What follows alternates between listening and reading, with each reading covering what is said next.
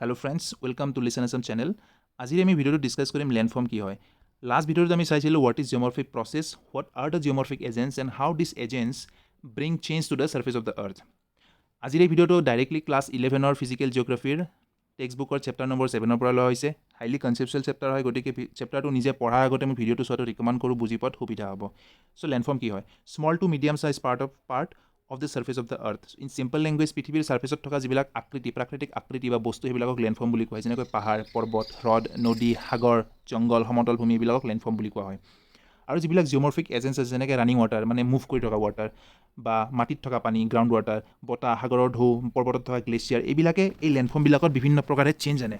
আৰু সেই চেঞ্জবিলাকৰ কাৰণে ল্যান্ডফৰ্মত বহুত প্ৰকাৰৰ আকৌ বেলেগ বেলেগ আকৃতিৰ সৃষ্টি হয়। চ' কেনেদৰে এই চেঞ্জবিলাক আনে? মেইনলি দুই প্ৰকাৰৰ এক্টিভিটিৰ পৰা আনে। এটা হ'ল ইৰ'জনেল আৰু এটা হ'ল ডিপজিশ্যনেল। ইৰ'জনেল মানে ক্ষয় কৰা, ডিপজিশ্যনেল মানে আকৌ জমা কৰা। ফৰ এক্সাম্পল, আমাৰ ব্ৰহ্মপুত্ৰ নদীত গৰাখহনীয়াৰ সমস্যাৰ কথা আমি জানো, যিটো ছইল ইৰ'জন বুলি ক'ব পাৰি। ব্ৰহ্মপুত্ৰই কেনেদৰে মাটি খান্দি নিয়ে, this is called erosional activity of Brahmaputra river. আৰু এই খান্দি নিয়া মাটিবিলাক কি কৰে? আকৌ ব্ৰহ্মপুত্ৰ যেতিয়া বাংলাদেশত সোমাই, ধুবুৰী এৰিয়া বা বাংলাদেশৰ এৰিয়াত, তাত নদীৰ মাজত যিবিলাক দ্বীপ আছে তাত জমা কৰে এই মাটিবিলাক। সেইটোক কোৱা হয় depositional activities of Brahmaputra river.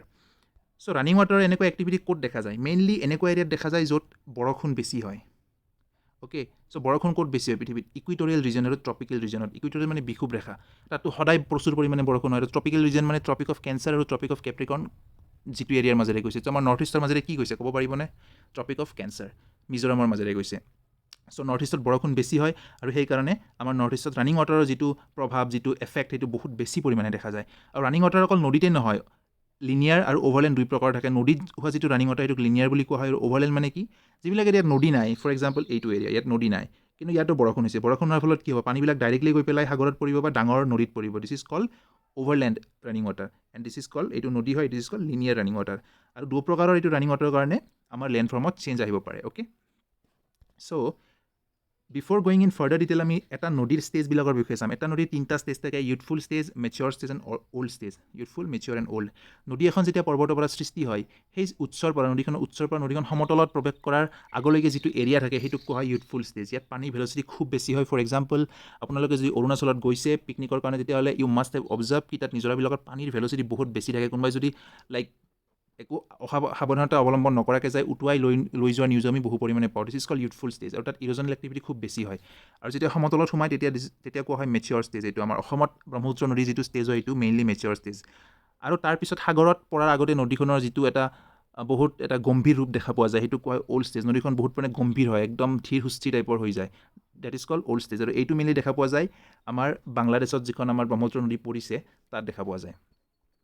Okay, চ' এইটো 3D পিকচাৰ হয়। ইয়াত পৰ্বতত এইখিনি কোৱা হয় ইউথফুল ষ্টেজ, এইটো সমতল ভূমি, এইটো mature stage and this is old stage. আৰু অল্ড ষ্টেজত সাগৰত পৰাৰ আগতে এনেকুৱা ধৰণৰ বহুত নদীখনে দ্বীপৰ সৃষ্টি কৰে, আইলেণ্ডৰ সৃষ্টি কৰে।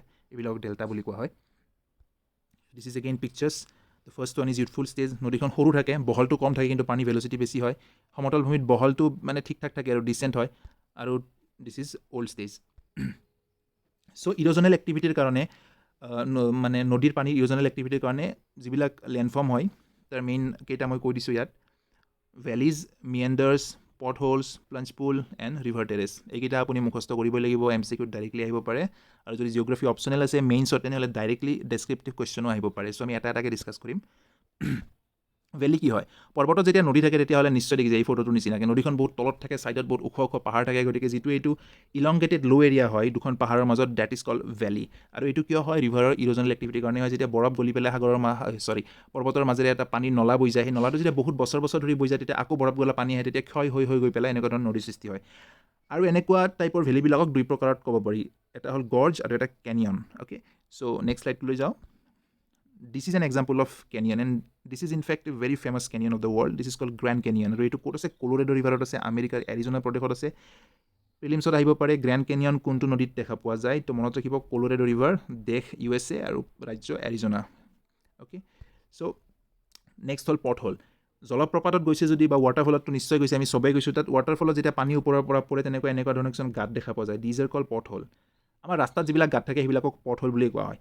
আৰু ৱাটাৰফলত এনেকুৱা পট হোলবিলাক কিয় আহে? বিকজ পানী যেতিয়া ওপৰৰ পৰা পৰি থাকে বহুত বছৰ ধৰি, তেতিয়া এনেকুৱা ধৰণৰ ক্ষয় হয় তলৰ জাগাবিলাকত আৰু এনেকুৱা ধৰণৰ গাঁত দেখা পোৱা যায় আৰু সেই গাঁতবিলাকত ওপৰত পানীৰ লগত কিছুমান সৰু সৰু শিলো পৰে আৰু সৰু সৰু শিলবিলাক পৰি এনেকুৱা গাঁতবিলাক আকৌ ডাঙৰ কৰি পেলাই লৈ যায় সময়ৰ লগে লগে চ' পট হোলছ এণ্ড প্লাঞ্চ পুল নেক্সট হ'ল ইনচাইজ অৰ এণ্ট্ৰেঞ্চ মিয়েণ্ডাৰ এইবিলাক মেইনলি দেখা পোৱা যায় এনেকুৱা অঞ্চলত য'ত ৰিভাৰৰ নদীখনৰ উৎপত্তি হৈছে আৰু উৎপত্তি হোৱাৰ পিছতেই নদীখন বহুত সময় ধৰি মানে এনেকুৱা ধৰণৰ শিল থকা লেণ্ডৰ মাজেৰে আহিবলগীয়া হৈছে চ' এনেকুৱা ধৰণৰ শিল থকা লেণ্ডৰ মাজেৰে আহিলে নদীখনে লেটাৰেল ইৰ'জন কৰি পেলাই এনেকুৱা ধৰণৰ ভাঁজ কিছুমানৰ সৃষ্টি কৰে যিবিলাকক ইনচাইজ অৰ এণ্ট্ৰেঞ্চ মিয়েণ্ডাৰ বুলি কয় লেটাৰেল মানে ছাইডত হোৱা ইৰ'জন ভাৰ্টিকেল মানে নদীৰ তলত হোৱা ইৰ'জন অ'কে চ' ইনচাইজ মিয়েণ্ডাৰ আৰু অকল মিয়েণ্ডাৰ বেলেগ হয় অকল মিয়েণ্ডাৰটো পাছত আহিব this is incised and remember this is the result of erosional activity of the running water okay so' next is river terraces এইটো অলপ ক্ৰিটিকেল হয় আমি মানে দেখা নাই মষ্ট প্ৰবেবলি আৰু দেখিলেও আমি এইটো মানে ইজিলি ন'টিছ কৰিব নোৱাৰোঁ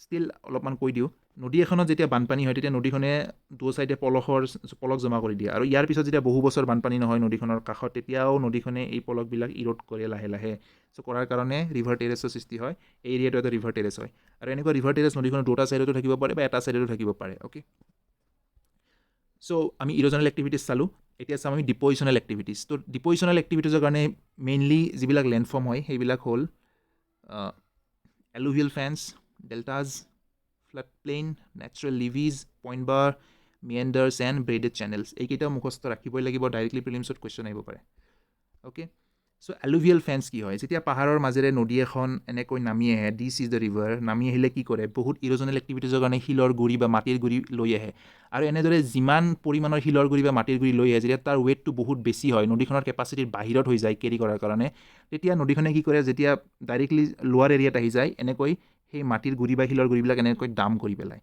and this is called alluvial fans just আমি পঢ়িলোঁ formed when river crosses from a higher level to lower level crosses মানে পৰি যোৱা okay this is called alluvial fans so' delta কি হয় delta is also' an alluvial fan but difference কি alluvial ফেন আৰু ডেল্টাৰ মাজত ডেল্টা হয় নদীখন য'ত সাগৰত পৰে তাত ডেল্টা হয় so' same like alluvial fan but formed at the mouth of the river mouth মানে কি সাগৰত যেতিয়া পৰে নদীখনৰ মোহনা বুলি কয় ন আমাৰ অসমীয়াত চ' চবচে পৃথিৱীৰ ডাঙৰ ডেল্টা ক'ত পোৱা যায় আমাৰ ইণ্ডিয়াত পোৱা যায় সুন্দৰবন অকল ইণ্ডিয়া বুলি ক'লে ভুল হ'ব ইণ্ডিয়াৰ বাংলাদেশ দুটা এৰিয়াতে আছে সুন্দৰবন চ' এইটো আমাৰ যিহেতু ইণ্ডিয়াৰ লগত ৰিলেটেড আহিব পাৰে প্ৰিলিমছত চবচে ডাঙৰ ডেল্টা কি হয় বা ডেল্টা কেনেদৰে হয় এইটো আহিব পাৰে চ' নিশ্চয় দেখিছে আপোনালোকে মেপত বা গুগল মেপত দেখিছে নদীবিলাক সাগৰত পৰাৰ আগে এনেকুৱা ধৰণৰ কিছুমান দ্বীপৰ সৃষ্টি কৰে আইলেণ্ডৰ সৃষ্টি কৰে এইটো কি হয় মই যে কৈছিলোঁ ব্ৰহ্মপুত্ৰ নদীৰ গৰাখহনীয়া হয় মাটিবিলাক খান্দি নি পেলাই এনেকৈ সাগৰত পৰাৰ আগতে এনেকুৱা ধৰণৰ ডিপজিট কৰি পেলাই আইলেণ্ডৰ সৃষ্টি কৰে those islands are called delta okay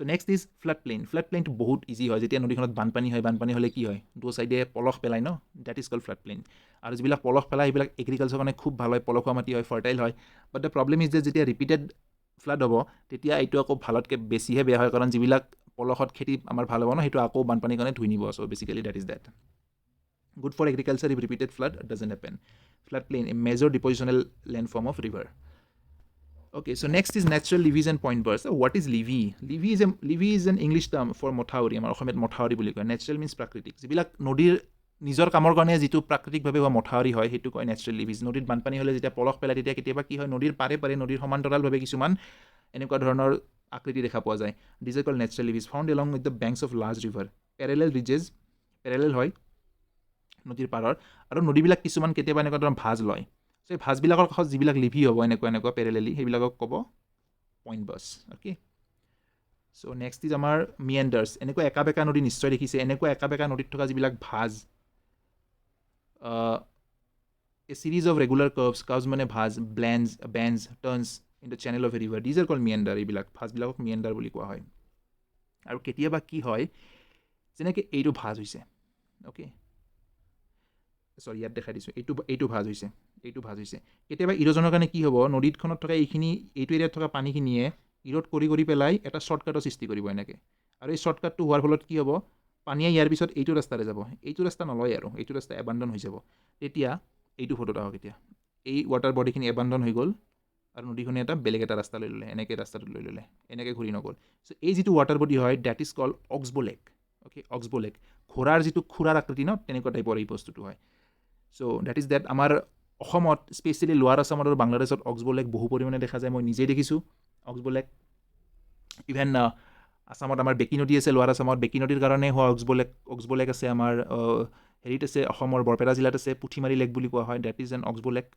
আৰু বহুত আছে মানে যদি আমি ভালকৈ চাওঁ আৰু। So' next is braided channel. Braided channel কি হয়, নদীখনৰ মাজত যেতিয়া এনেকুৱা ধৰণৰ বালি পৰি পেলাই নদীখন বহুতটা চেনেল বিভক্ত হৈ যায়, that is called braided channel. Braided channel এটা ফাইন এক্সাম্পল কি ব্ৰহ্মপুত্ৰ নদী, গতিকে যিহেতু আমাৰ অসমতেই পোৱা যায়, গতিকে নিশ্চয় APSC প্ৰিলিমছত অহাৰ সম্ভাৱনা আকৌ বেছি, অতিশয় বেছি। So' remember that braided channel is one that is divided into smaller channel by temporary islands, very prominent in Brahmaputra rivers. So that is what I wanted to teach you today. So if you like the content, please subscribe to the channel. Thank you.